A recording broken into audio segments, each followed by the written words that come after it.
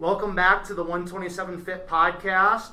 Today's guest is an actor, writer, singer, and model. Today's guest is CJ Hammond. CJ, I want to welcome you to the 127 Fit podcast. Thank you for having me. I appreciate it. For sure, my man. So we're just going to jump right into things, CJ.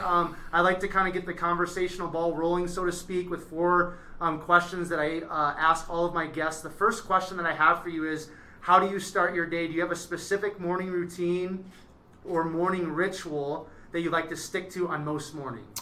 Yeah, I actually do. Most mornings, I would say like 90% of my mornings. Vacation, I've gotten a little off track, but I do like to wake up early, probably anywhere between 5 and 6 is most days. But then from there, I have a few things that I like to do just to clear my head. I have something for my faith that I read a daily devotional.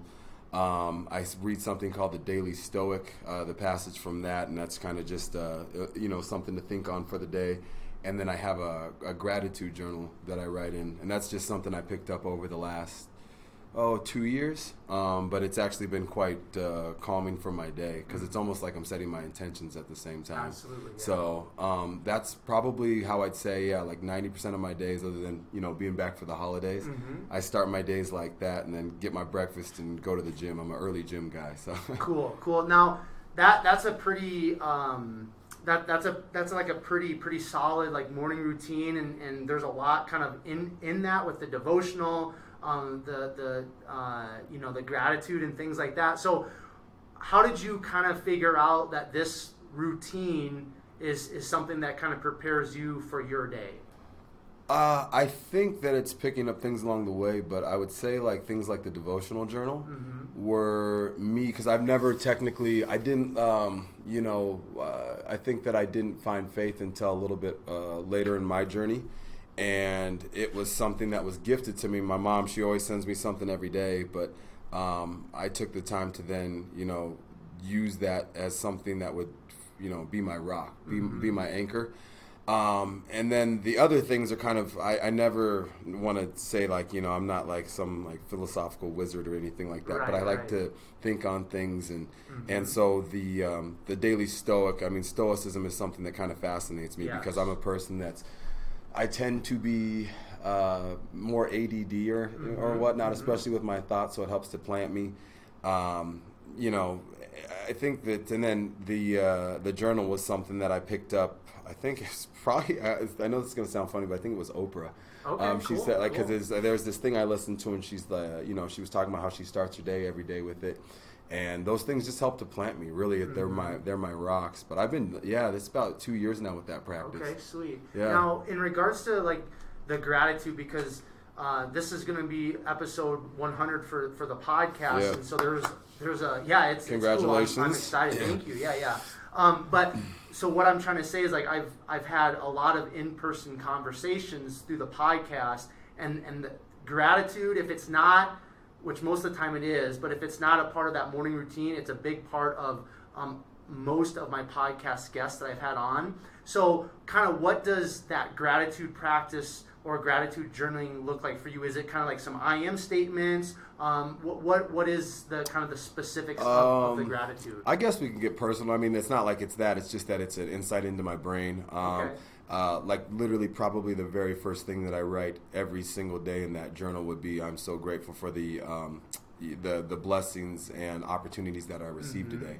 So that is just the intention that I do, because honestly I think everybody would probably think that therefore you would receive something big, and it could be the simple things. So that's just the thankful to have a warm bed to be in and stuff like that.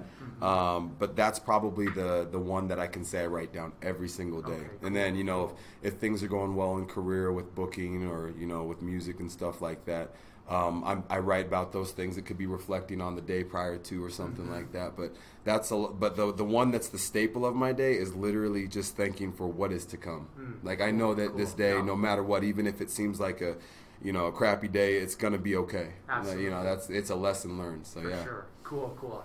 I appreciate you just expounding a little bit on that. Yeah. Now, the second question that I have for you, CJ, and for the next three ones, if there's more than one, please feel free to share. But do you have a favorite book or book that you like to gift often? I just gifted this, actually. Okay, cool. It's by James Allen. It's The Power of Peace and Prosperity. Okay. And I think that book to me is so magical because before this was like in like 1903 or something, I think, this book was written.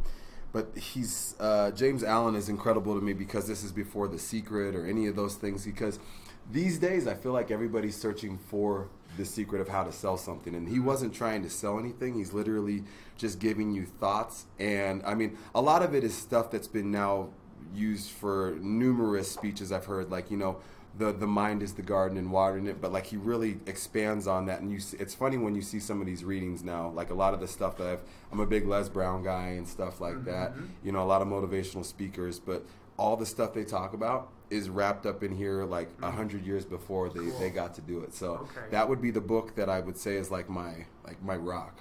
Yeah. Cool. Now, in regards to kind of like, because the title of the book is The Power of Peace and Prosperity. So how does that kind of throughout that book, and kind of how you've interpreted it or taken away from it, how does that peace and that prosperity how does James kind of expound on that or explain that within his book, kind of like that correlation between the two? I mean, it all revolves around being within the mind. The mind is Perfect. the key, and I think that's like that's why it's so cool, because of especially with what I do and career-wise, I think that the only thing that I truly have control over is what's going on up in here, because I can't tell you how many countless auditions you go on, or you get on put on a veil to book a big job, and then you get let go, and you're wondering like, what did you do wrong or something. So your self thoughts are kind of almost, they're not negative. I think you're just always constantly questioning how I could be better. But it's realizing that, like, in reading that book, that I'm enough, and things of that are tales as old as time, as perseverance and things like that. Those are kind of what it instills in me. Like, everything's going to be fine. At the end of the day, it's all going to be fine. Right, so that's kind of what I take from it every time I read it. But this is a book where I could pick it up, and at any point I find something new every time. Cool. That's why I like this book, because I will read something new, and it will, because of something I've been through in that day or that week, it might even hit me differently. Right. So it's cool. Yeah. Awesome. And it's a short read, so I recommend it for anybody. Honestly, yeah. I love that. Now, I really want to, because actually one of the things I had written down coming into our conversation was mindset, and that's, you've already kind of like touched on that in regards to your daily routine with the Power of Peace and Prosperity book that you just mentioned. So how do you, and you mentioned, because of the career path that you're on, and living in LA and things like that, how do you control your thoughts? Because for me personally, like, I know that I can't control other people. I can't control certain circumstances or situations throughout my day. But like you kind of already alluded to and mentioned, we as human beings control our thoughts. Like, we're going to have millions of thoughts come into our mind. They're going to be positive, negative, this and that. But it's like, I control my mind. I control the thoughts that I allow to settle within my mind. And that I firmly believe how I think is who I am and who I'm going to become. So how do you kind of navigate controlling your thoughts and using your mindset to your advantage? Boy, I tell you what, it's funny, because there's days where I really feel like I figured it out, and then God or the universe, whoever it be, will tell me, like, or show me a way, and they're like, you thought you knew, didn't you? But I would say, I do the small things, though. Like I said, I come with I have a lot of negative thoughts throughout the day. And here's the thing: it's because of like the business or what. But I think it's everybody, because self-deprecating humor is super popular and things like that. So, but like I literally sometimes have to shake my head. I will literally shake my head. I will have a thought or something like that and shake it and have to redirect it into a positive thought. And sometimes the positive thoughts are some of my most simple, because those are the only things I can hang on to that day, because it feels like the world is crashing. But I know I have such a strong family, and I think that's one of the things that I'm so blessed to have, because a lot of people, they have those weird family vibes where they don't get along with a mom, a dad, or but my parents have been together for like 35 years. I might be wrong on that, but like a long time. Right, you know, right. and It's awesome, I'm really yeah. close with my sister and stuff. So those kind of things, like if I'm ever having days where my thoughts are not quite on track, I probably reach out to them. Cool. Or I have a great group of friends out in LA or anywhere out here too that I reach out to in my days, or because I think the cool thing is that I'm old enough now to go, God, I'm not right. I need to actually talk to somebody. For sure. You know, I need to shake this thought. And I'll call my boy Greg or something and tell him like literally what's going on, and there's not a positive little window in there, and he'll help me to look through that and get through those things. So it's a mixture of other people around me, the influences around me, but also just like I said, I think that the people that I know that I appreciate the most are literally they have that internal self-talk that no matter what, you know, it could be death or sickness or illness, whatever it is, they just shake it and they're like, it's going to be okay though. I so like that. Yeah. For sure. So that's going to kind of tie into the next question. So do you have a favorite quote, mantra, or word? And I kind of like to preface it with, we all go through different seasons of life, right? So this quote, mantra, word could be something that's been very impactful in your life, kind of like in the current season of life you're in, or it could be a quote, mantra, word from a previous season. However you kind of want to take that. Just favorite quote, mantra, or word. I would say, you know, it's funny because I do not surf and I will never claim to, so nobody say anything about that. But it's ride the wave. I found that if my analogy for looking at life like that, you know, it's just, you know, like I said, I just know that I've caught in waves in my life and it feels like it's never going to end. I'm not looking left, I'm not looking right, I'm just in the tube, I'm riding, right? And then that ends. That good streak or whatever that it just stops for whatever reason. And you can't have an answer for it or a reason, it just does. Right. And so then you have to go catch your next wave. But I also know, because like I said, I do watch surfers. Right. Not every wave that they grab, sometimes they miss one again, all right? And then they have to go paddle back out or try to catch the next one, and it might not be as good as the last one.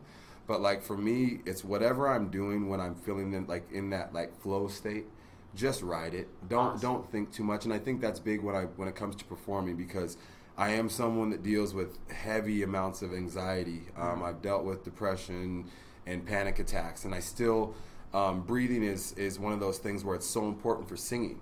And so it's one of those things where I've had to just like be like, okay, you're supposed to be here, because if I wasn't, I wouldn't be here, you know? So just riding that wave, and hopefully you get to ride it for a long time, but sometimes it lasts for 20 seconds, sometimes it's 20 days. Cool. Yeah. All right. That's a good one, man. That's really good. All right, so the last question is kind of part of the warm-up here. CJ, do you have a favorite or most listened to podcast? I think it's called the Model Health. I should have said yours. But that's the one I tend to crack into, just because he explores a lot of different topics, not just being about health, but mindsets, and he talks to, you know, people that are truly, you know, people that you can find inspiration in. That's probably the one that I would say, you know, I think I haven't listened to it since last week, but that would be the one that is most frequently listened to by me. Yeah. Love it. All right. Very good. Okay, so CJ, we're just going to kind of take a step into your childhood. I just love being able to kind of get a full picture of my guests. It's great for myself. It's great for the listeners. So if you don't mind sharing with the listeners and myself, kind of where did you grow up? What did those younger years look like? You've kind of already mentioned your parents and just kind of your relationship with them, your relationship with your sister. But were you involved in extracurricular activities, which I'm assuming you probably were, kind of sports? Just kind of what did those younger years look like for you, CJ? And we'll just kind of make, maybe the elementary years, work our way up to high school, and then we'll just kind of go from there. Yeah, I think, first of all, like, one of those childhoods, I think, like, you dream about, like, it was, like, my parents were awesome, and that's why I think where it starts. It starts and ends with that. Absolutely. In terms of they loved me, they were so supportive in everything I decided to do. They were, you know, there were times where I wanted to do things and they wouldn't let me, and I probably hated them, but they always kept me in line when I was young. I don't think that I'm trying to, you know, my childhood was always sports. It was literally always revolved around sports. Football, baseball, basketball and you know, I wasn't big on school. I hated school. I like to be talkative in school, but I hated like the work of school. Never been a big student. Where if something was placed in front of me, like you must learn this. Probably my favorite subject would have been history. Okay, cool. Hate math still to this day. That's Yeah, why it's a struggle for me thank too. you for an iPhone and a calculator. But yeah, it was a lot of time like traveling to sporting events because seasons never ended. Between summer, spring, fall, whatever, winter, I was always involved in something.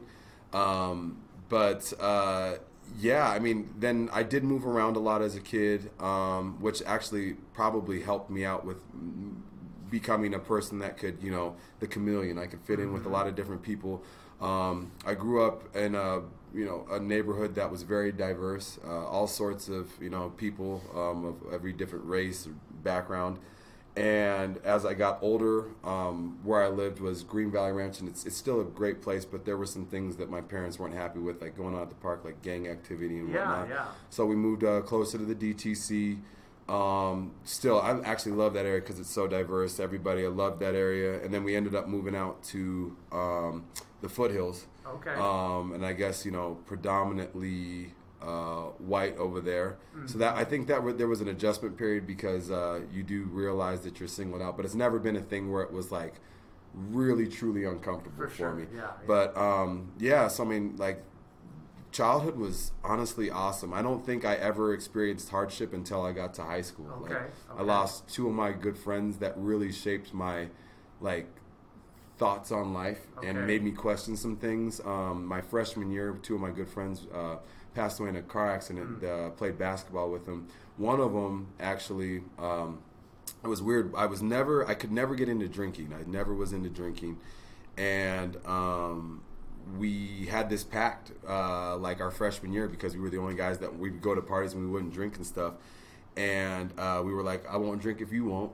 And I actually kept that promise all the way up until I called his mom on my 21st birthday. Wow. But I was like, I had a a serious high school sweetheart, and so I was like, it was sports, my girlfriend, and just hanging out with my friends and playing video games. Okay. So that was probably the gist of it, but it was always literally my life was sports for the first 18, 19 years of my life. Yeah. So now in regards to sports, because I have a similar story in regards to I got the grades that I got because I had to play sports, and you kind of learn how to just navigate school because that's what you got to do. But again, sports was my life. It was everything. That's all I cared about, and lifting weights was in there too. But did you find a lot, because I know I did personally, but did you really find a lot of that positive reinforcement through, your performance on the field or the court, what have you? Did that really fuel your fire as a young person, as a young man? Yeah, I'm a really low-key competitive person. Okay. I'm I'm the kind of guy where if it's like a pickup game, if everybody's gonna be laughing and having fun, all right, cool. But if the second someone gives me an elbow the wrong way, it's like, all right, we're playing. Right. Cool. And I have a group of friends, especially from here, where they're the rough guys, so I'll let them take all that stuff. But I've always had that self thing where if you tell me I can't do something, and it's never just to I'm going to prove that I can, and if it's something that doesn't mean anything to me, I'll let it go. Right. But if it's a lot of things that's probably why LA worked out so well with me, because it's always no's, but I've always had that internal drive, that thing that just knew I wanted something more. Right. And I always am constantly searching for it still to that day. Sports is awesome because although they're not a big part of my life now in terms of just career, they taught me so much in terms of discipline. Absolutely. and scheduling and things that you don't think you can survive.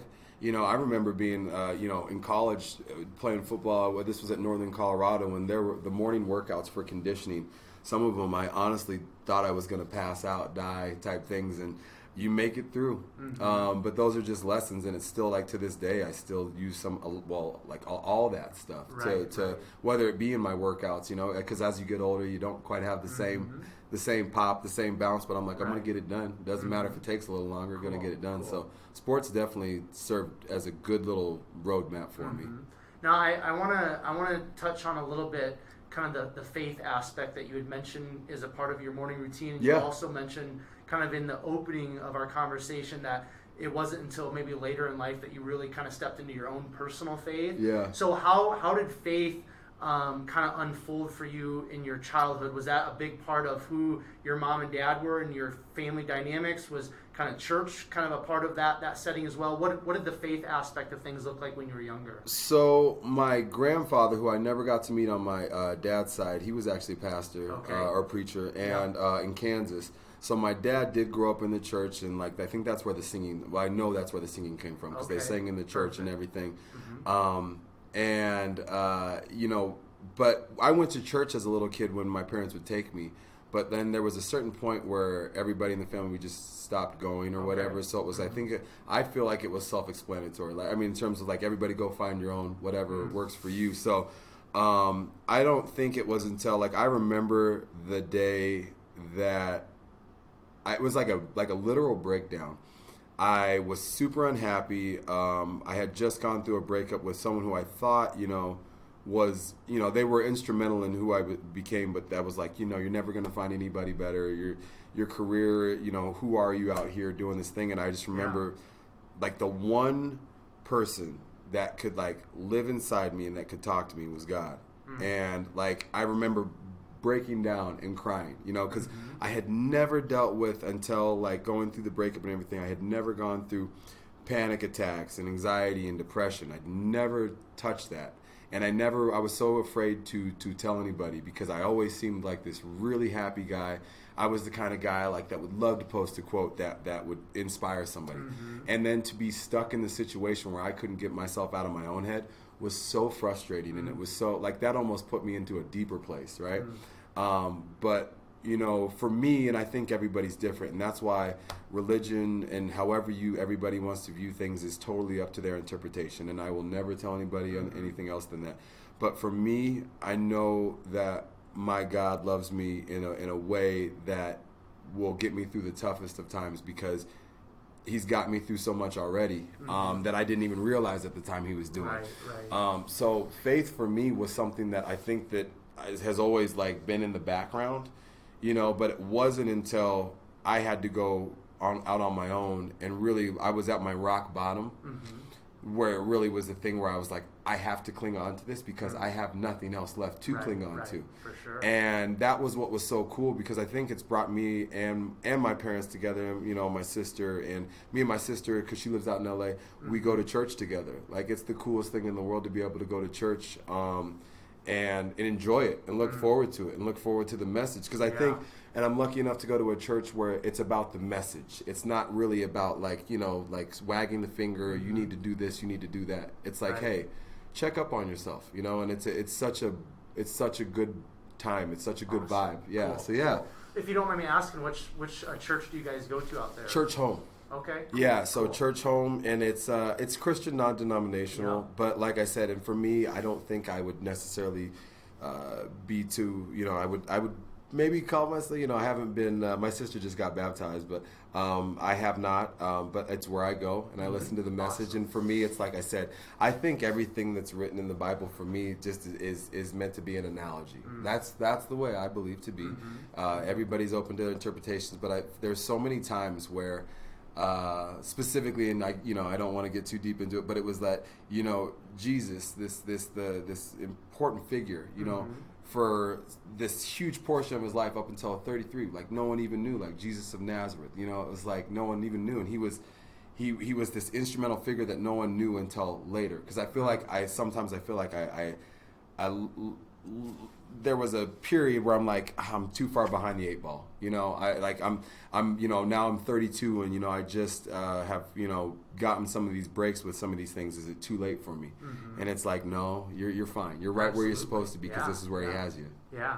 And if my memory serves me correctly, Jesus didn't start His ministry, kind of step into the scene, so to speak, until 33. Exactly. So that's why I'm like, it's wonderful because I keep thinking like, has my life passed me by? Like, have I, and it's funny to say that when you're really young, like, I know I'm technically still young, but like you see so many people in this day of social media that appear to have their stuff together, right? And, they'll be the same age or doing their thing and you're like, man, where did I go wrong? Right. But like I said, that's all part of the show too, and that's a whole another thing to untap too. Yeah, you know. Yeah. Cool. Well, I appreciate you sharing a little bit about your faith, because faith is something that's very important. Yeah. To me, and actually the 127 in the name of the podcast stands for James 1:27. Yes. And so I appreciate you being open and touched on that a little bit. So. All right, so let's kind of move into kind of like the post high school. You had mentioned kind of college already and playing some football. Yeah. So kind of what did those college years look like? How did your athletic experience look like kind of within college, and then we'll kind of go from there. Yeah. So I decided that I think that every kid that's playing high school football thinks they're going to go D1. Right. I was lucky enough to have, before my senior season started, I did have a couple bites. I thought I was going to K-State. I could have sworn. Okay, I could have cool. sworn. Mm-hmm. And very first game of the season, someone who I actually ended up training with the summer prior to, I severely sprained my ankle, talking about tendons, ligaments, all that stuff. Mm-hmm. And so senior season basically became a wash after that. Okay. So I was like, what am I going to do? Went to a junior college in San Diego called Grossmont. Okay. And played football and baseball there. Ran into some bad luck. I broke my nose twice out there. Dang, okay. So I realized that I was going to be there for longer than I intended to be, because I got gray shirted, it's called. Okay. So came back, walked on to Northern Colorado, and because I talked to them during the recruiting process, walked on there, and I hated Greeley. I hated it, and so I just said, forget this, I'm done. So I played up until spring ball of my sophomore year, and I was like, I'm going to try to walk on at CSU. Okay. Unbeknownst, and it was the stupidest thing. It's probably a blessing in disguise. I remember we were playing intramural basketball. I tore my ankle up again, tore it up. Tried to walk on at CSU, but they wouldn't, because they already had the medical report back saying, you kids trash. You can't play anymore. Yeah. So I was just a student, and that's when I found the party life. I opened up a little bit more, went to the bars, did my thing, had some fun. But I knew, like, back then it was literally just like all about gym and sports and video games and my friends. And I don't think it was until when I graduated college, my mom actually, she hit me up the day of, she's like, "You're sure you're walking?" So that's my grades were not my thing. Yeah. Never been my thing. I could not wait to be done with school. Fort Collins was amazing though. Loved CSU, but I could not wait to be out of there. I still haven't been back since I left, actually. Okay. But college was amazing. I literally, I wish I would have done more. I wish I would have taken more chances, to be honest, and done a lot more stuff, like maybe done theater or drama or something like that. But I stayed to myself, and but I had a great time, and then graduated and got that sales job with that $30K base plus commission that everybody gets out of. What did you study, by the way? I was communications. Okay. Yeah, I was communications, because at Northern Colorado I was sports and exercise science. Okay. But I already knew it there when I was going to transfer. I was like, yo, the science part of this, I suck at. I'm going to be in trouble for a long time, or I'm going to really have to focus and dedicate my time. So I said, I'm not going to do that. Right, so when I transferred, I lost a bunch of credits, and I'm like, I'm just going to communications. So it was communications, and I minored in criminal justice because I thought I wanted to be a cop. Okay, yeah. And quickly realized, though, because it felt like I would be a highly jaded person, because I just feel like the cops always get people lined in them, or they tend to see the worst. And although they get to help people, I just know how my mind works, so I felt like I was like, this probably isn't what I should do. Okay. So communications was my major, but it's only served me in this purpose, public speaking is something that sometimes I do for certain things, but man, I couldn't wait to get out, and then I got into the workforce, and I hated it. Yeah. Hated that. I remember graduating and thinking, man, this is it. Now I get to make money, and I get to do all this stuff. And so first thing you go, get your own apartment, get your car, do all this stuff. And I basically got fired from my first job, and then but already had a job in the waiting, because I wasn't supposed to have a flashy car, and I decided I was going to get a Mercedes. And it was just the starter set. It was the C300. And they were like, you got, this shouldn't be your car. And we go back and forth on that. So we had disagreements, and they let me go. And that was okay, because I hated it. And then I remember this was so clear to me. This is why I know, in life, I was making $30K plus commission. The next job, they offered me $45K plus commission. And I was so stoked because I'm like, man, upgrade, time to upgrade. So I went and spent more. So I'm like, how am I still like struggling like in terms of like doing all this stuff? Then someone poached me out of that one to offer me $60K and plus commission. So I'm living downtown and I'm still spending even more money, struggling to get through it. And I remember being so unhappy because I was sitting in front of a computer every day making countless calls. And I thought I would be so happy because I was like, man, like I'm making money, you know? Mm-hmm. And I remember just being like, something's got to change. And unfortunately, during that time, I had a really wonderful girlfriend who was my high school sweetheart. And I remember being at the company party. And I just got this award, you know, and stuff. And I remember getting back up to the hotel, and she was the sweetest, and I just remember being like, I'm so unhappy with everything. And it had less to do with her and more to do with me. It wasn't anything she was doing. It was the fact that I hated where I was at in my life, and I knew I needed something different. And so during that same time, I had responded to an open call for a modeling runway show. Okay, yeah. And because I had just taken some pictures that my sister's friend like had needed for a portfolio book, and they turned out well. Mm-hmm. So I go into the audition, and it's for a hair show, and I didn't have any hair at the time. They were like, "What are you doing in here?" And I was like, I'm here because I thought it was J. Crew. I thought it was American Crew. Mm-hmm. That's how much I didn't know. Okay. So I went into Wilhelmina, and they pretty much offered me right there to sign me. And so at the same time, I'm like trying to figure out what I hate about life, which was that modeling came into the picture. And I remember I did one shoot for like $52.80 up in the mountains. I got paid $75 for it. And I remember like I was like, what should I do? I want to do more of this. Well, like, you should move to LA. And then so that's kind of where the LA thing came in. And I pretty much all within like a 6-month span broke up with my girlfriend, realized this job wasn't it. So I'm like, how do I save money to like keep doing this? So I was like BSing my way through the tail end of work. Finally, I remember this is when I knew it all happened. I went to Vegas and I came back and I had been drinking all weekend, missed work, and I went back in the next day. They're like, "What are you doing?" They're like, "You're done. You're done." And I knew at that time, I'm like, man, something's got to change. Right. So I'm going through all that, and then I just decided to make the hop to LA. Okay. Yeah. I had a good friend out there who's one of my really good friends. I told him I was going to move to San Diego because I had free room and board down there. Mm-hmm. He's like, dude, you're not going to want to make that drive. Just come up to LA. So I went back and forth, and finally he calls me. He's like, hey, I got a room that opened up. Okay. And I just went for it. Okay, so before we kind of dive into LA and that experience, I wanna unpack some things that you've kind of brought up, you know, previously, and one of those things is you know the anxiety, mm-hmm. and you kind of mentioned that didn't kind of come into your life until post breakup, which I'm assuming it's the breakup you were just talking about. No, the second. I've had 2 serious relationships in my life. It was the second one that actually was the one where that's where it all kicked in. I didn't, until then I was so aloof to everything. Literally, like if I think about like having I guess you could say courage to do what I did now in terms of going to LA with knowing nobody and nothing in my pocket.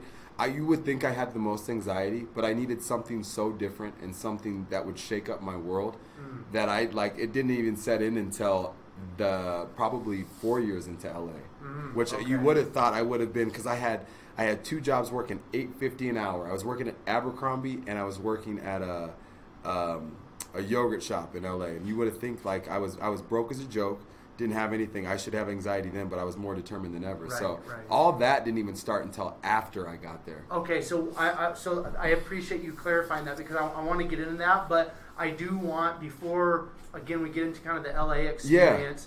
Yeah. What I mean, how old did you say you are? I'm 32 now. 32. So I'm 32 as well. Yeah, so we're the same age, and I look back on my 20s. I lived a lot of life. I had a lot of great experiences. I was very immature in a lot of areas, and there's some areas where it's like, man, I don't want to say I'm ashamed of it, but I'm just like, man, Q, I wish you would have just done things a little bit differently, right? But overall, it was great, but I flew by the seat of my pants a lot. I lived pretty loosely and immaturely in some different areas. So just as I kind of look on, think about my 20s and you're kind of talking about your 20s, what was kind of like where was your mind at after you graduated? You kind of get in this job, you get your Mercedes, you're making more money, but then you realize, hey, I'm also spending more money. Almost kind of like, you were being successful. You're doing kind of like what you're supposed to do, but there was also some floundering, it sounds like, in that. Oh. So CJ, where was your mind in all of that? Was there kind of like have you always kind of had like a dream to do something, to be something? Was that kind of some restlessness inside of you? Where were you at kind of in your heart and in your mind in those years? I absolutely think it was restlessness because, thinking back on it now, I do have one of my good friends, Nick. We would always joke we were going to move to LA and be models. And like, this was like literally us like joking. But I do think that's why, like, what you say sometimes, and if it clings to something in your soul, it's what becomes. Absolutely. If there's a piece of it that feels like it could be real, like I literally, and that's the thing is I've always been one of those guys, like I go to the movies and be like, man, how cool would it be to be in that? Or like I've entertainers of any genre, like how cool would it be to do that? Like I've always thought that, but like during my young 20s, I never had like those visions really. So like it was like living, like when I was working, I was living for the weekends. Like I was like literally just waiting for the weekends when I could be with all my boys and just go out on the town and go party. And like health wasn't even a concern. Like I didn't care what I ate. I was doing everything like, and I just was so lost, man. I don't even think like, that's why I say like it doesn't matter in terms of relationship wise. You could have the perfect person, but if you're not okay like or right within your own self, absolutely, like or feeling like good with where you're at, it will not matter because that person can't solve your puzzle. They can't put it. But I was just a one big mess. Like, and I think that anybody else that would have seen me like, you weren't that bad, but I knew how unhappy I was and I knew how off track I was. I thought that I wanted a corporate job. I thought that I wanted to do this, but like also had this entrepreneurial side where I was like, maybe I could like start like a clothing company or do this. But nothing, I never took the initiative to do anything other than just wake up, go to work 9 to 5, then do anything. I wasn't, like I maybe came up with some shirt designs one time or something like that. But I wasn't doing anything outside of other than what my daily tasks were. Maybe going to the gym, yeah, but like other than that, it was wake up, do this. Like anything that I had like dreams to do, I would just be like, that would be so cool. That would be so cool, and I didn't act on it. Right. So that was me. Like I was a big on ideas, less on action back then. Like that would probably be my like early 20s. Yeah. So that's actually that would probably, I'll leave it at that. I was big on, I would love to talk about things or things that I could be done, and I just wouldn't follow through. Right. Yeah. Okay. Now also I wanna touch on a little bit of your creativity, because obviously being an actor, writer, singer, all that's like huge creative expression. Yeah. And so was that also kind of being suppressed in your 20s, because like with everything that you're doing right now, like there's so much creativity and creative expression, and it's like it's so powerful. Where was that at in your 20s? Like did you have any outlets for that? No. Or was it just all kind of like, dude, I'm just doing my job and living for the weekend? Yeah, and I think like that's what's funny is like I live to tell a good joke. If I'm in the moment, like I will act out the other person, give the voice and like that, but like that was like the extent of it. It wasn't like I was looking at taking classes or looking to expand on any of those things. Like I wasn't looking to work on any of that. Like my creativity at that time, golly, where would it be? I'm trying to think where I could even like say I would pull, because it wasn't like I was writing or anything like that. Wow. It's something like, I would say honestly, that's what's so funny is until I got to like, I did not flourish as a human being, like into who I think I was meant to be until I actually moved to LA. And it wasn't just because it's LA, it's like that thing. It was like, there is such an energy out there in that creative thing where I wasn't getting that in Colorado, because it wasn't like I was going to art, things or things, I don't even know what I'd say, I wasn't looking to expand beyond that. Like I wasn't going to plays, I wasn't going to improv shows, I wasn't going to comedy shows. None of that came and sparked me, because I think that you always, like, people see things on TV like, I could do that, I should do that. That's where it ends. That's probably where I was at, Right, And so that spark was not there. at all. Man, that's just interesting because like just where we're gonna go with your story and what you do. A lot of times people that are kind of in your shoes now out in LA with what you've got going on, it's like they started singing when they're like 2 years old, and like there's this whole kind of like build up and process, But it's really interesting to kind of see where you just mentioned where you're like, I didn't really step into who I really am until you moved out to LA. So with that being said, let's start moving into your move out to LA. Kind of like where were you at in regards to kind of just like making ends meet financially in the beginning, and let's just talk about that kind of that evolution. Yeah, and just be like with singing, I always knew I could sing. Okay. It was that, and I've become a better singer as I've gotten older, taking lessons and different vocal things. But it was like I wouldn't share it. I would not share it. Okay. I still to this day I get nervous to sing. But like it was one of those things where I just wouldn't sing out loud like in front of people. Like it may like I was a shower singer. I loved it, but I wouldn't do it outside of that. Yeah. And my sister, she's a phenomenal talent as well, but she was the one that was always singing. She was in theater and everything, and so maybe that's where it came from. Okay. But yeah, no, and then. I mean, LA was a cool like moving out to LA the first 6 months was like literally every day I can remember. And like I told my boy this, like if I'm ever feeling down, like I just need to remember the spark that I had when I first moved out there, because I was living in this real world type house. It was 6 people, 4 guys, 2 girls. Okay. First day I moved out there, one of the girls in the house, she was actually dating Drake at the time, so I got to meet Drake, and I was like, this must be Hollywood. Like, this is Hollywood, right? That's pretty legit, huh? Yeah, but like, it literally was the coolest house. I was like, it was this old 70s house, so everything in there was gross. There was sometimes you'd find a roach or two, but like, I didn't care. Yeah, I was sleeping on an air mattress the first 6 months in this little room, and all I had to pay at that time was $900 a month, and that was like, I'm like, how the hell am I going to do this? But I remember looking on the balcony and you could see Hollywood and you could see the sign. And I was just like, that. Every day I woke up, I was like, this is life. Like, this is where I'm supposed to be, right?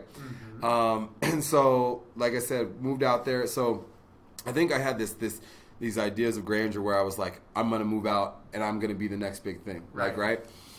And so I go out there and I signed with an agency pretty much the first week, because I had my contacts through people out here through Wilhelmina. And then I signed with an agency, and I remember going like, that's it. Like, I'm a model now. Like, that's all I need to do. And lo and behold, you still got bills and you still got rent to pay and stuff. So I was like, how am I going to do this?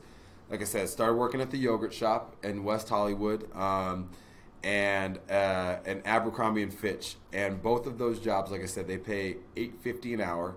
And I'd get my Abercrombie check, and I'd be like, how? Like, I literally would work my ass off, and I'd be like it'd be a check for like $62. I'd be like, what? And so I quickly realized it was funny. Like, so one of my first auditions I went on, this is why I thought I was going to be the man. Like, I went, and so you get put on hold, and if you get put on hold, it's like, you might be used, but there's also another talent they might want to use. But I remember it was like a job for like $5,000. And she's like, hey, sweetie, you got put on hold, my agent. And I was like, sweet, what does that mean? And she's like, oh, you're so cute. It means you might book this job. And I thought that was it. So I'm like, I don't even need another job then. But then, like, you quickly realize. And then I 6 months into LA, I go, oh my God, I'm about to like flunk out of LA. I don't have the money. Like, I don't know what I'm going to do. So I took a real job again, and I was back into sales. I put my resume out there because I had no money, put my resume back out there, and I had the most awesome, this guy John Howard, and he's still awesome, him and Cindy, they offered me a job, and it wasn't that I lied to them, but it was that they asked me, so are you out here to do this? Are you going to be doing this anymore? And I was like, no, because I think I lied to myself, because I was like, no, like, and if I did need to take a job, I could work around it. And so out of nowhere, like, you need to be available for auditions, because I wasn't getting them. I started getting auditions, and I remember I booked my first commercial, and I was an extra, and I think I made $300 for Skechers. And I remember I missed work, and I lied to them, and I told them, and then the next day, because like, I'm just one of those dudes, like, the guilt ate at me, so the next day I'm like, hey, I got to be honest with you guys. I took a job. They sat me down. They let me go. We're still friends to this day, though. Yeah. I caught up with John. Like, we got, like, lunch last year, and everything was cool. But I remember being like, I don't know how I'm going to make it. Like, what am I going to do? And in that time, luckily, I was, like, on my, like, I remember I screenshotted. I had, like, $79 in my pocket. I booked, like, my biggest job to that date. It was, like, a 4-day job for, like, Pepsi and beer, like all conglomerated into one for the NFL. And that got me, like, saved me some room to buy me some time to figure out what I wanted to do. And I knew at that time, I was like, so I have to do something. I have to figure out something. So then I found CrossFit. Okay. And I remember I reached out to this guy, Johnny, who had just opened a CrossFit gym. It was Angelino CrossFit. And he goes, like, and I write him. I said, I don't have any CrossFit experience, but I will gladly, like shadow you, and I will scrub the floors, I will scrub the toilets, whatever. So he was kind enough, and he's like, let's meet. Meets me, sees I'm a former athlete, and then I understand, like, actually what I'm doing. He's like, I'll tell you what, I will offer you this, and I'll pay for you to get your certificate. So then I was up until, a year and a half ago, I still had my CrossFit certificate, Okay, so I was doing that. Yeah. So CrossFit was wonderful because I could coach still and make all my auditions. But then, like, that's kind of like, I would say, 2 years in is kind of where I finally started getting my flow. Okay. And, booking things more regularly. But I even remember there was times where, I mean, it's still to this day, you'll never be able to tell how this game works out with acting and modeling and all this stuff. But I remember my girlfriend at the time, she asked me the most simple question, and life just sucked at the time because I wasn't booking again, and it was like I was, being broke again, but you want to provide for, your girlfriend and stuff. And I just, flipped out and yelled and screaming in the car, and we're going back and forth. And then, like, the next day booked another big job. Like, it feels like any time that I've just been, like, crushed by life, right away, like, it's like there was this immediate thing to fill it up. Like, and thankfully it's been jobs that have been able to allow me to live longer out there. So it's been good, man. Like, everything out there has been, like, the first 2 to 3 years were tough, but I had some good friends out there. I was able to meet my boy Chris, who I actually went to middle school out here. Like, he's the one I moved into the house with. Okay. He helped to, like, show me the ropes of how I should do things, and even getting fitness stuff out there, because I was a little huskier back then. He's like, no, you got to eat like this and do this. So Cool. Now, how old were you, CJ, when you actually moved out to LA? 25. Okay, so I feel, you've been out there for a while, right? So I've been out there now. Yeah, I'm going. It's going to be in May. It'll be 7 years. Okay, cool. Yeah, and it honestly though, the weirdest part is it does not feel like that. And it feels like literally time has flown.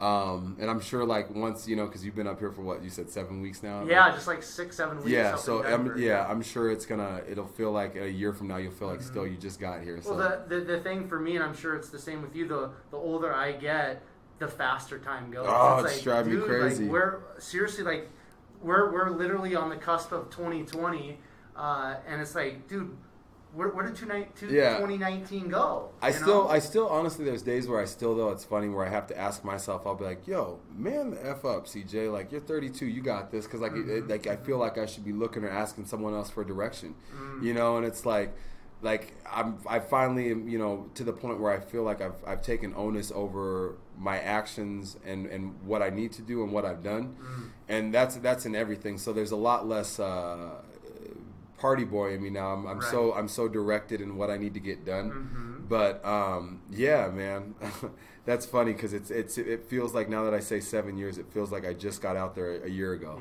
Yeah. No, it's crazy how literally time flies by now. Let's kind of like talk about, if you don't mind, CJ, let's talk about this experience with anxiety. And I want to talk about this because, anxiety, depression, some of these different struggles that people have, there's been more, I think, because of social media, there's been more of a spotlight on it. But I'm always fascinated when my guests bring up anxiety, because that's something, since I was, a preteen, that I've struggled with. And as I've looked back on my life, a lot of mine, I believe the anxiety that I've experienced at a younger age specifically was through kind of like just that performance anxiety because of sports, and just like this angst of trying to work hard and be the hardest work and all this. But so I still to this day struggle with anxiety a lot. So and you said it wasn't until later in your life. So if you don't mind touching on it and just breaking that down a little bit, you've already kind of mentioned why the anxiety came, or kind of what was maybe the initial trigger with this breakup. But what has been your experience with anxiety, and how have you really been able to mentally kind of deal with it and overcome it? I was aware of it because someone close to me deals with anxiety. Okay. I knew for a long time, and they took medication for it. But I was always like under the impression, just like everybody else is, like it's like just calm down, just breathe, like you're fine.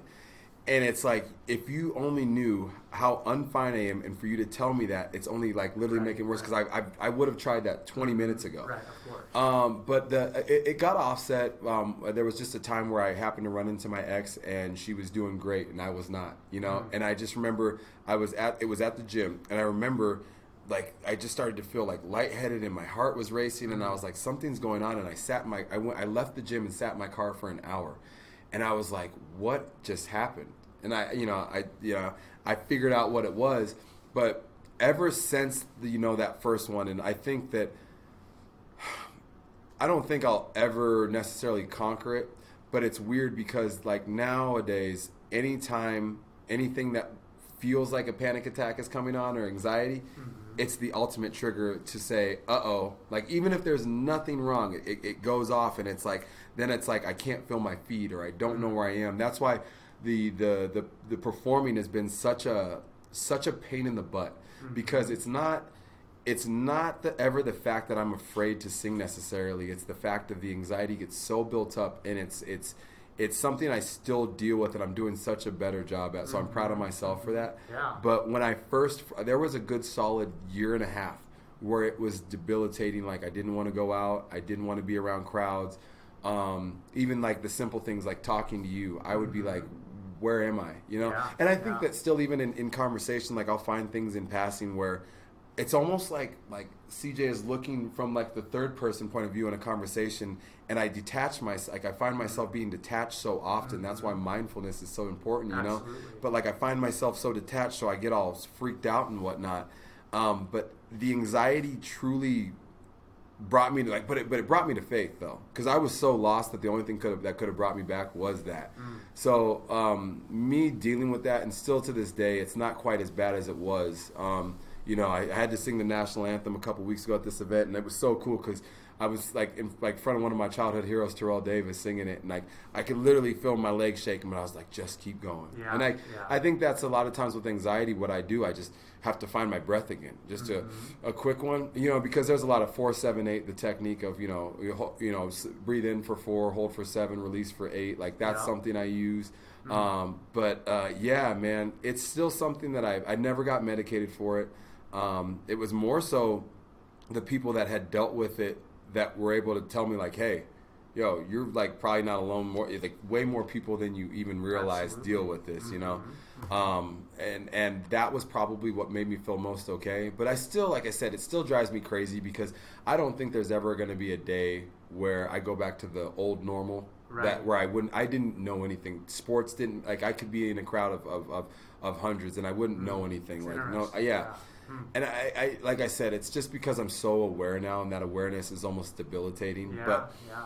I don't think I'll ever go back to that, which kind of sucks, but I just appreciate the new normal. Absolutely. Like, it's something I deal with, and everything up until this point I've been okay, and I've gotten through it. So Cool, awesome. Now, being out in Los Angeles, there's so many like good-looking people. There's so many fast cars. There's just so much of the glitz and the glamour. I think between New York City and LA, when you turn on your TV, the TV shows, movies, all that stuff. It's either based in New York or LA, and it's just there's almost. I mean, even for me, like I've been out to LA, I've been to Orange County and things like that several times, but there's like this mystique, right? There's this aura, even as a kid, because the movies we're watching, they're like in Venice Beach for me because of like lifting weights and bodybuilding and Arnold Schwarzenegger. There's just this aura, right? And it's very flashy and all this. How do you navigate through all of that? And then I think you kind of mentioned earlier, like with Instagram, everything is kind of like magnified, and you see people 16-year-olds with their Lamborghinis and this and that. We're kind of seeing the best of life. How do you kind of navigate through all that? Because like just with your story, there's ups, there's downs, there's good, there's bad, there's all this different stuff. How do you kind of navigate living in LA and being surrounded by so much flash, so much money, so much fakeness? How do you work through that personally to kind of stay grounded and focus on what CJ needs to focus on and do? I think that you just become so aware of like the what's real and what's not out there if you're really like doing the self work. I just don't have any like. I here's the thing is I want to be tremendously wealthy, but I also know that money's like I used to think have this thing where I wanted to be rich, and then I saw rich people and I was like, oh, but I don't want to be like that, you know. So then I hated it and I resented it, and I'm like, money's not the problem. It's how you spend it, or it's what you do with it. So that's not the thing that was my thing. So like anybody that does their thing out there, like more so like you know I've been able to. I think that you know your vibe is your tribe, and I hang out with people that are very in tune with what I feel. Like they like the finer things, but it's not the everything, the end all be all. I still think that the hard one for me out there is the housing market. You want to you want to be a homeowner, you want to do these things, but realistically, you're talking about where you want to be at. It's like $1 million home, and it's not even trying to be braggadocious. It's because of where you're placed. So I do think that those trappings of life are like I do want the nicer things, but I think that I also realize, hey, buddy, in due time, like when it's meant to be yours, it's meant to be yours. And it, like I do believe like what will be, and like if it was supposed to be mine now, I'd have it. Right. But I've also been stupid enough to do those dumb purchases, buy this stupid car, and I realized it didn't get me any further. If anything, it only put me behind. So until I can purchase those things without having to worry or without having to figure out how I'm going to scrape by, that I don't need those things. And I think that I think it's maybe, and this maybe is a bad generalization, but I do think it's tough for guys out in LA because it's a constant one-upsmanship of like I got this, and because I think you try to find someone that you're compatible with out there, and I think a lot of the people that you meet, they can be oohed and awed by those things, and it might make it easier to at least get your foot in the door. Yeah. So I'm really truly like at the point now though where it's not like a hippie, but like I could kind of care less. Yeah. Like I do want nice things, but I don't wear watches or anything like that. I don't wear chains and it's not a thing I look forward to doing, but I do look forward. Like one of my big things on my list would be a house, and then going from that, like you'd want a nice car. But I've never there was a point where I did get into that a little bit, but it's ultimately it's so far removed from my thought process now in terms of I just see all the biggest if the bigger the show, like the bigger the D-bag sometimes, like it's not everybody, but so yeah, and I don't want to be like that, sure. So yeah. Okay, cool.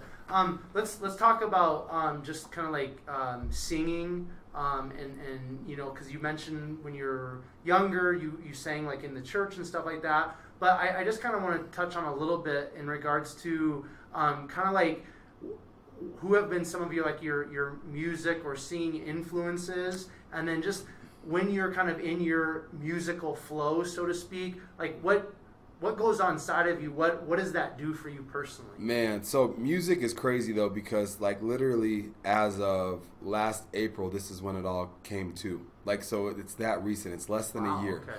And I know it sounds crazy to a lot of people because they're like, yo, this guy's past his prime or anything, like I don't know, like that, I thought this dream passed me by, I guess too. But what happened was, I guess I'll break down how it all happened, how I got into music, because I always knew music was my thing. And at the time, I was taking vocal lessons, but I did a play where I played Harry Belafonte, and I had laryngitis, and I shredded my vocal cords and everything, and I was coaching at the time. And so I had no voice left. And I got this audition from my manager for a show out in New York. I can't remember the show, but I needed someone to play piano. And I had no one that could play piano for me. And all I needed them to do, I was like, just read the sheet music. I don't care what it does, what it sounds like, whatever. The third guy I reached out to is this guy named Mark Rodriguez. And I actually was just copy and pasting to anybody that I knew, because I was like, can someone send me references? So anybody that did it, I was like, copy paste. Hey, can you help me?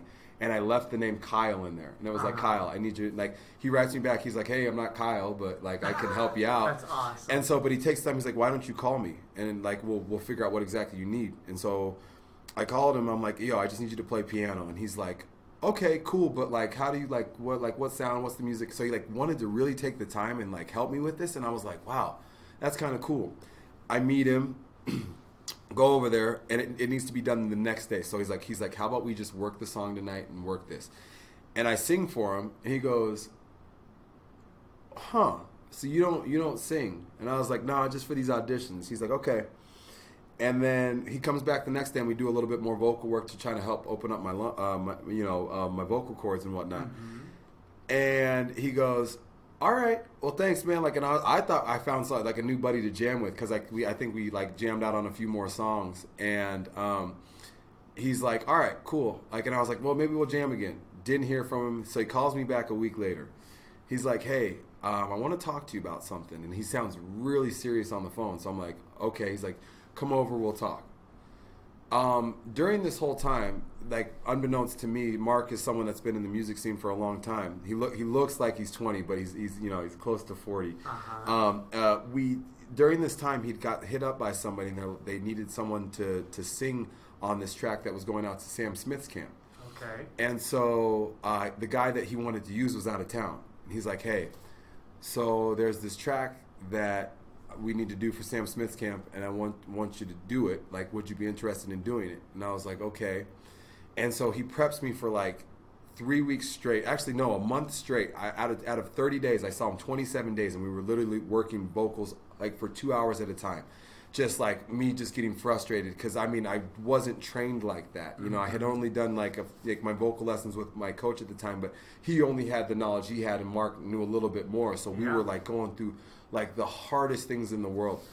So the day comes where we do the demo track, send it out to their camp, comes back, and they're like, hey, like, why did you send this song out? And Mark goes, what do you mean? He's like, this is already a finished song. Like, who's the singer on this? Like, and who is he signed with?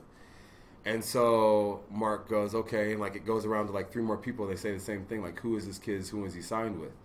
And like at that time, Mark sits me down again, and he goes, hey, so we got some good feedback, and would you want to consider this as a career?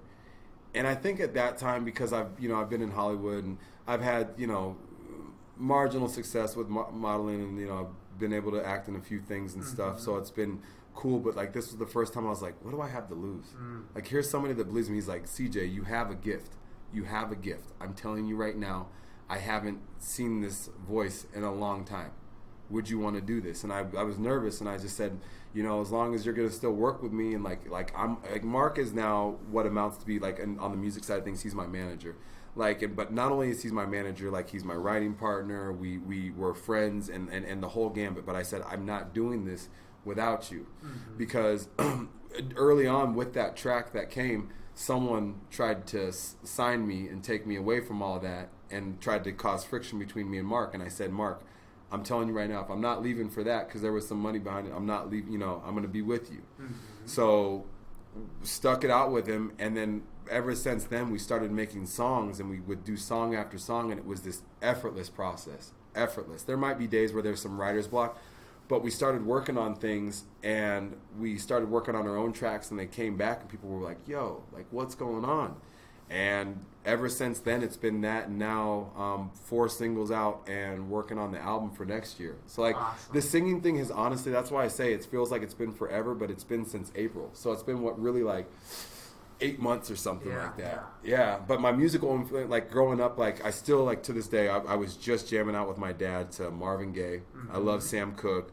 I love the Temptations. Like, I like Motown. Like, I like the old stuff. Like, I still listen to a lot of the new stuff, but it's like some of the rap and R&B these days is so vulgar that I'm like, I can't get down with it. So I grew up on the old stuff, and that's kind of like my actual, like, that's our kind of our mantra with the music. It's old school sounds with new school vibes, you know. Like, so that's kind of how we would say we attack our music. Okay. Yeah. I want you to talk a little bit about the song Throne. Yeah. That's when I type in your name into YouTube, there's several songs that come up, but this one actually has like a music video, and I listened to it. And now, as you've been unpacking your story, I'm like, and you're just kind of talking about like, man, I'm 32, and am I behind? But I'm kind of stepping into just really what I feel like I'm supposed to be stepping into. Like, that song just is in complete alignment with your story. So share, because I listened to it when I kind of confirmed that we were going to have this podcast conversation. I listened to it. I'm like,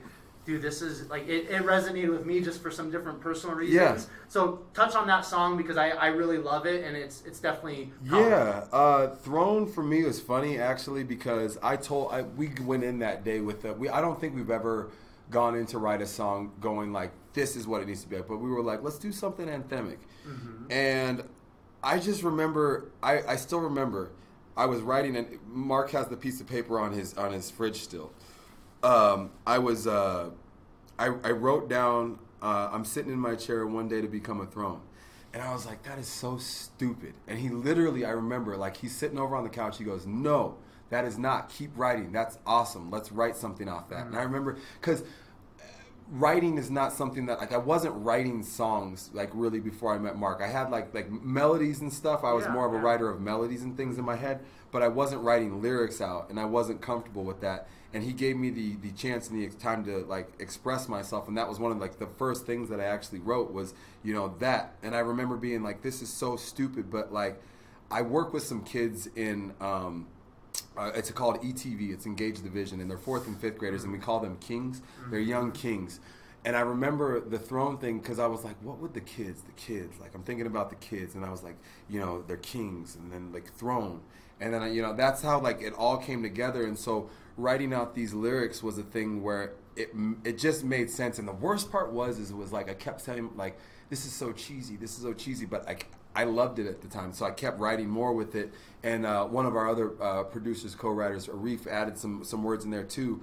But it meant so much to me because I do feel like, as cheesy as it sounds, like, and music's so funny because I'm, you know, it's such a release, but like it really does resonate with me. That song means a lot to me, not only because it was my first music video, but it was because it actually was as cheesy as it was. Just because it's cheesy doesn't mean it can't be true. Right, you know, like just like all those sayings you have. Like this one was like literally like to me. I'm in this point in my life where I know that I'm not where I'm going to be at ultimately. Like I'm in this transition phase. I'm sitting in my chair, but I know that there is this throne of goodness and of everything that I've ever thought life like had for me, that I'm getting ready to, you know, Absolutely. take that chair. So that's where it came from. But the music video was fun because it's actually based on, Carl McDowell is the bass player in my band. Okay. And he's on the show Ballers, or was because it just finished up. But it's about his story, and he had, he had this rough upbringing. And it's kind of like he got taken away from his mom at a young age, and went on the streets and came out to L.A. and he made it, you know. And the craziest thing is to have, because I knew him from the show, and I was like, no way, because Mark knew him from some sort of some gig or something. Yeah.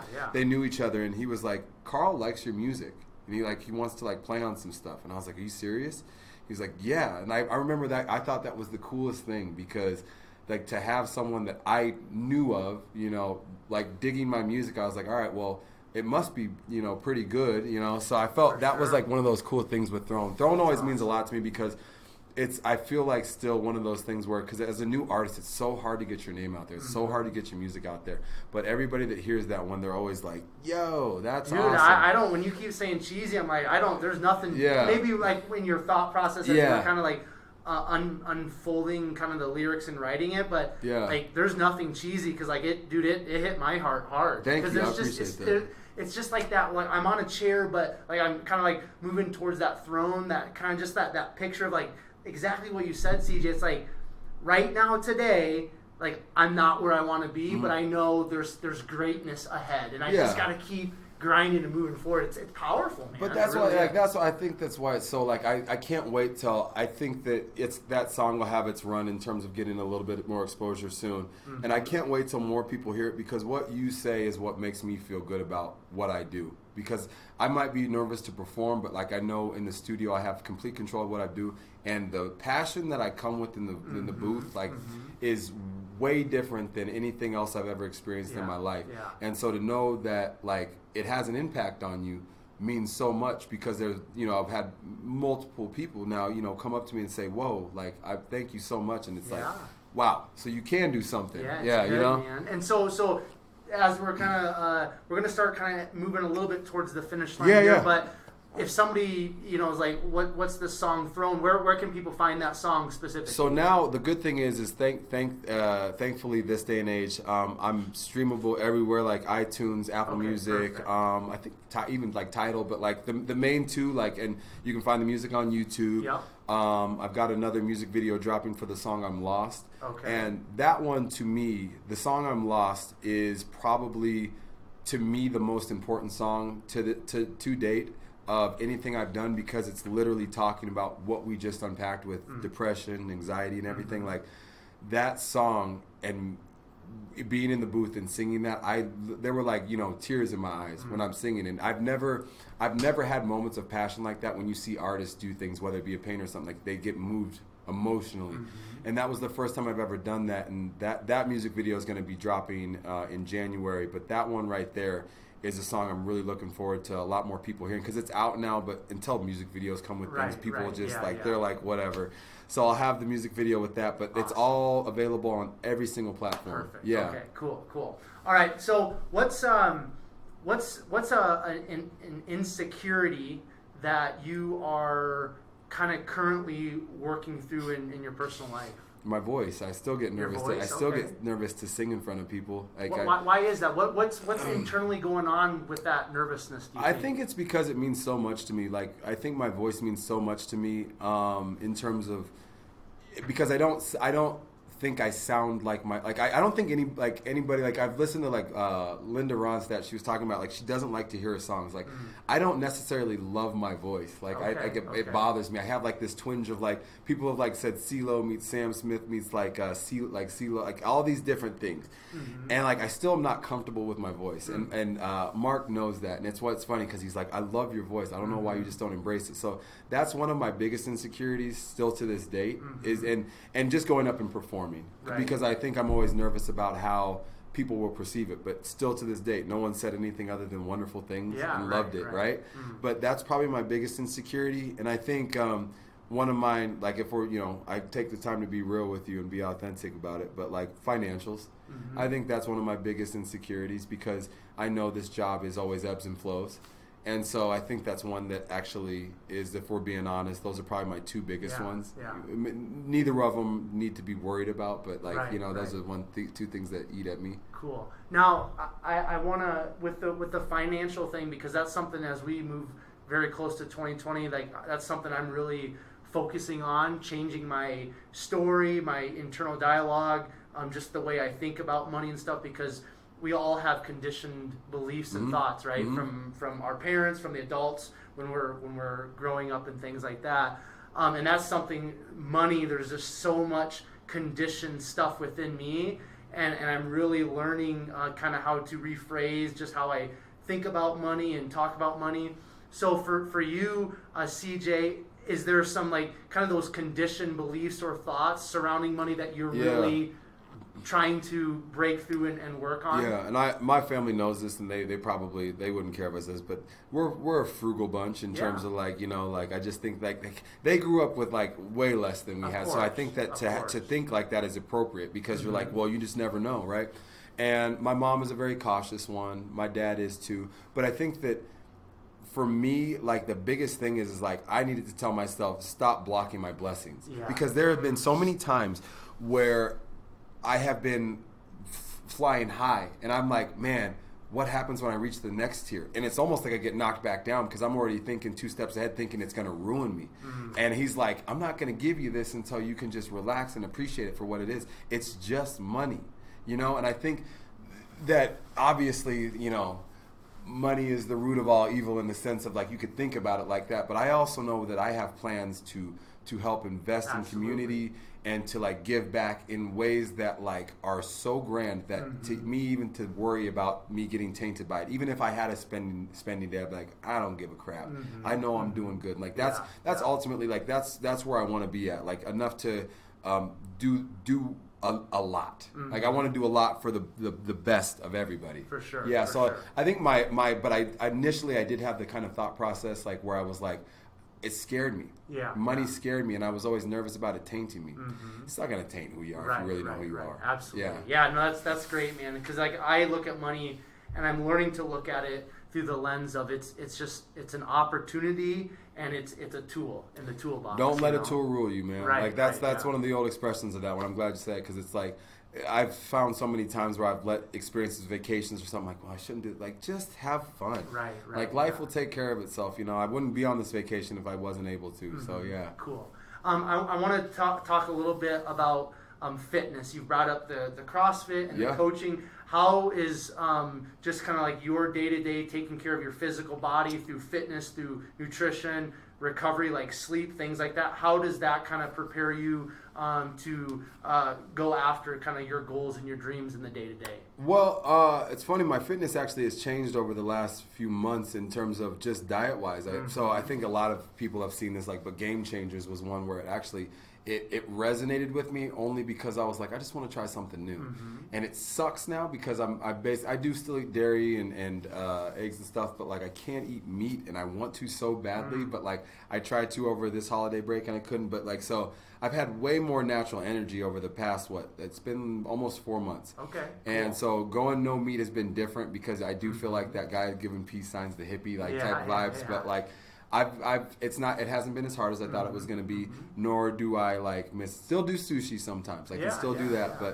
But fitness wise for me, I'm the kind of guy where it pains me to take a day off from the gym. Mm-hmm. It pains me because it's such a routine. I'm up early. I eat my breakfast an hour before I go to lift. And that's like literally my structure. Like I have the same breakfast every day. It's oatmeal, peanut butter, banana, and honey. Like sounds every good, day. Dude. Yeah. Try it out, everybody. Yeah. But like that's and then I go to the gym. But like I'm the kind of guy where CrossFit was great because CrossFit, in terms of by definition, CrossFit to me was the ultimate. By application and actually doing the workouts though. Mm-hmm. You're putting yourself in jeopardy sometimes because I'm telling you, I had never been strong and stuff, but I was also more injury prone. And it was days there where I was feeling great too, and I'd pull my lat or pull my pec for something. Mm-hmm. But I ultimately started thinking like for longevity, I'm like, but is this longevity wise what I want to be doing? Like, do I want to be in a constant of like, oh, I can't even lift my arm above my shoulder? So CrossFit, I still appreciate. I still do all my deadlift, power lifts, and cleans and stuff like that, but not for time or not for anything like that. Right. But I still nowadays I just do full body workouts. Like every day, I just focus on each body part, like of the main body parts.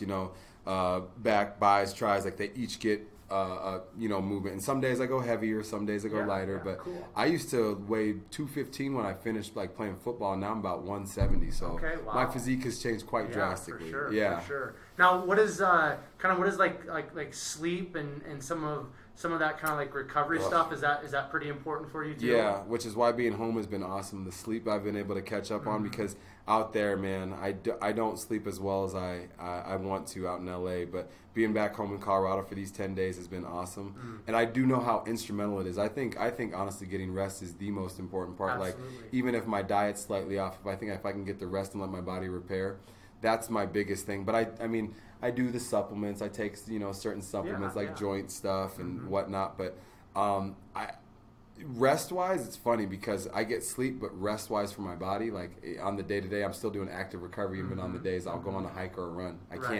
I can't stay still. Yeah, it's a good bad problem. Like I don't know. Yeah. Well, I firmly believe that as human beings, we were made to move. Yeah. You know what I mean? And like you kind of mentioned or alluded to earlier, way back in the beginning of our conversation, kind of like this ADD, and it's like, man, it's like I was a public educator for the last 2 years, physical education. It's like, we've got, specifically like boys, like there's just so much pent up energy, and then now with our culture, like we're gonna put them on medication, all this stuff. Like, man, dude, these boys, these kids, us adults, like we just need movement, man. You don't have to go do all these crazy workouts, but just simply walking, doing some stretching, getting out. That's why it's great to be here in Colorado. The mountains and the fresh air. And it's just like it's in our DNA. So I'm sure that really just is an outlet for you, another outlet for you, just to kind of be able to live the life that you're chasing. Yeah, because in LA, it's just like Colorado, where that is an industry. Colorado, people love fitness. LA, for whatever reason, I feel like out here it's more for the actual benefits of the body, as opposed to maybe there's some aesthetics that come along with it in LA. But I do think that like I'm fortunate enough to be in a town that appreciates like fitness as much as it does. You know, for what good or bad, for whatever reason, it like, you know, with restaurants and things that are out there, or you know, like a gym on every corner. It feels like I'm lucky enough to have that, so it's good. Absolutely. All right, so CJ, we're just gonna kind of start wrapping things up here. I want to touch a little bit on, before I ask the last couple questions, just kind of like your network, the people that are in your life in regards to friends. You said earlier your vibe is your tribe, and that's something I've really learned in 2019, the importance of a network, the importance of who you surround yourself with. So just touch on that, how the people that you've surrounded yourself with, the people that you've allowed to come in your life, how have those people really elevated your game in regards to the life that you're living? It's everything. Iron sharpens iron. Yeah.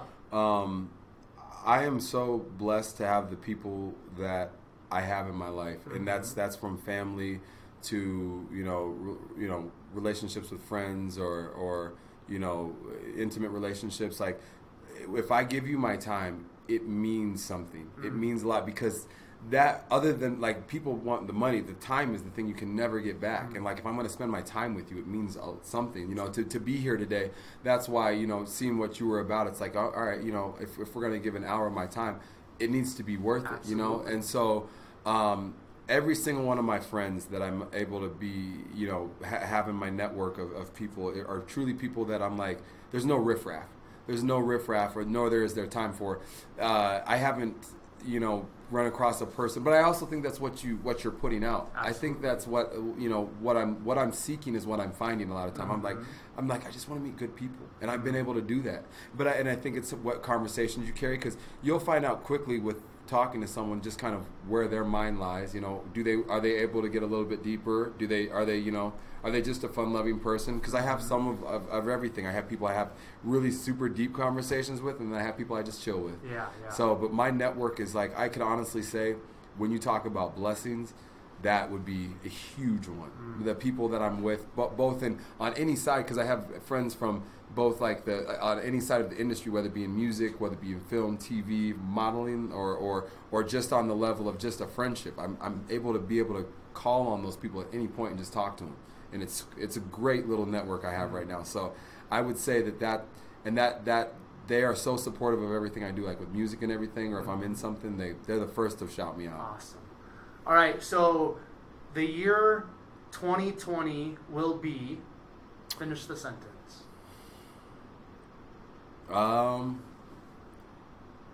It will be the year I sit on my throne. It will. I really truly feel like, with the album that I'm about to put out, because we're about 2/3 of the way there. We've already got stuff.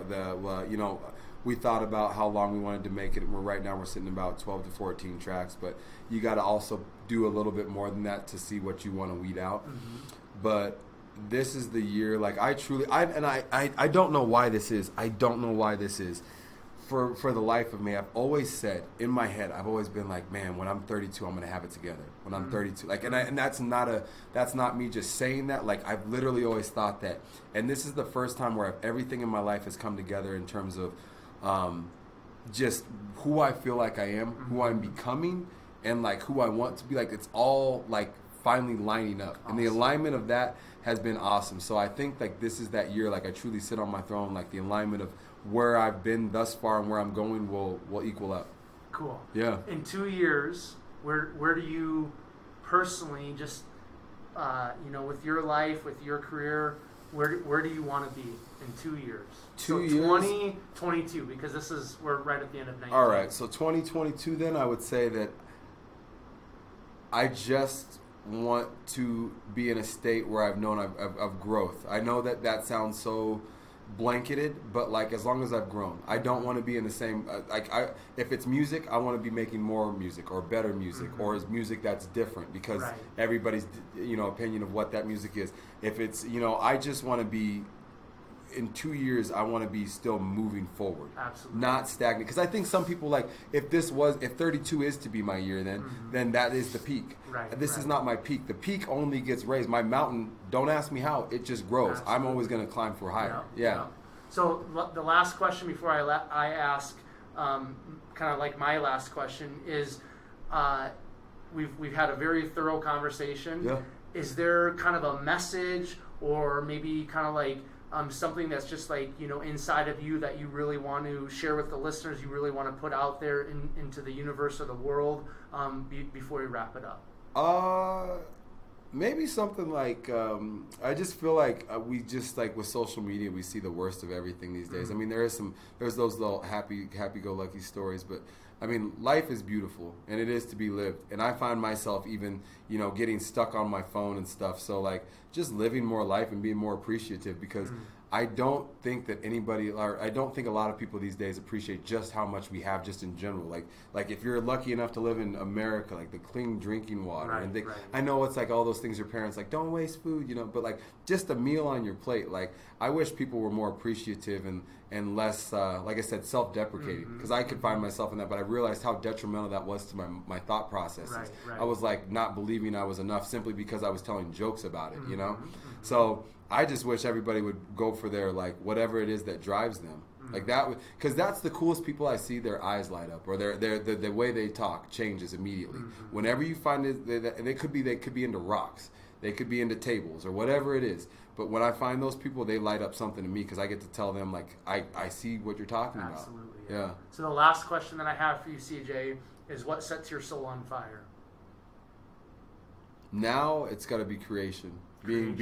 Being creating things, and it's in various ways, but just being able to create a heavy amount of that comes through the music. But I realize like why that sets me on fire because I want people to hear the message behind it. Because a lot of my music, there's some fun music that's just there for you to simply to dance to, but there's a message in the music that lights me on fire because we've crafted this for hours. We've been doing this, and it's not just like that, we found a hot beat and we like sang a bunch of mumble words to it. Like we spent time with every lyric that means something to me. Every word, the beat, the melody, like those things mean something to me. Like so, creating lights me up, man. Cool. That gets me going, and the good conversation too, man. Like right. Being able to talk with you today, like this really is it gets me excited. Cool. Yeah. So with all of that, CJ, I just want to thank you.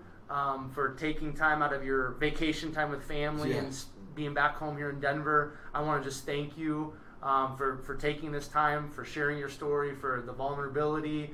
As with all of my guests, I know as we as human beings share our story, some aspect of our story, if not all of our story, is going to resonate with other human beings, and they're going to be positively impacted. So thank you for the time. Thank you for just being real and sharing that story today. Thank you for having me. I hope it was interesting for the people out there because I had a good time with you, man. Cool. Thank you. So before I kind of wrap up with the outro, if people want to find you on social media, if they want to listen to your music, if they want to find out more about you, all those type of things, where can people hunt you down? So social media is just CJ Hammond Music, all one thing. And a lot of times it's posting the stuff that's coming up or shows because we'll have a heavy amount of shows coming up for 2020. Okay.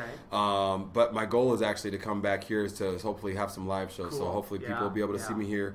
And then Facebook, there's like a fan page, but just my name again. Okay. And then obviously, like I said, all the streaming platforms. I think we're on Pandora now too, which is cool. But it's just like, I mean, it's funny to think about now because I wouldn't have thought like a year ago I'd even be saying this. Right, so it's cool. But yeah, they can find me on all those things. And I love if people, like if you're vibing with the song and it happens to click with you, like writing a message, like I literally write back and cool. It's cool. Awesome. Yeah. Awesome. All right. And before I do the outro, I just want to give a shout out to James Kircher. Yeah. He was a previous podcast guest of mine, and then he's actually the one that introduced me to CJ, and I think that was back in maybe August, September, and you're like, hey, I'll be back around the holidays, and so I just kind of kept in touch, and we made it happen. So James, I know you're probably going to listen to this, and you are listening right now, so thank you for the introduction and the connection. So 127 Fit Podcast listeners, this is definitely, I kind of mentioned it already a little bit earlier in the podcast, but this is a very special podcast to me personally, because once I release this, it will be the 100th episode of the 127 Fit podcast. And I just, I know I say it all the time as a part of the outro, but from just the deepest parts of my heart and my soul, I just want to thank you for listening. I want to thank you so much for supporting the podcast. This is by no means the end. We're just getting started. 2020 is going to be a very powerful, amazing year for the 127 Fit podcast. And I just want to, again, just say thank you. Thank you for listening. And just continue to support, continue to share. It's greatly appreciated. If you want to find out more about myself or the guests that I'm bringing on to the podcast, you can find me on Instagram at 127fit. Facebook is at Quentin Vars. LinkedIn is Quentin Vars. If you guys would do me per the usual, a huge favor, and please leave a 5-star rating and review, and also subscribe to the podcast. That would be cool. If you think you would be a great guest, or if you have a friend or an acquaintance you think would be a great guest or guest for the 127 Fit podcast, you can send me an email or give this email out. The email is 127fit@gmail.com. And again, another favor I always ask of you guys, if you're finding great value in a specific episode or episodes of the 127 Fit podcast, which I know you are, please take that episode or episodes and share it on your Facebook and Instagram stories using the hashtag #BeSomeoneToFollow.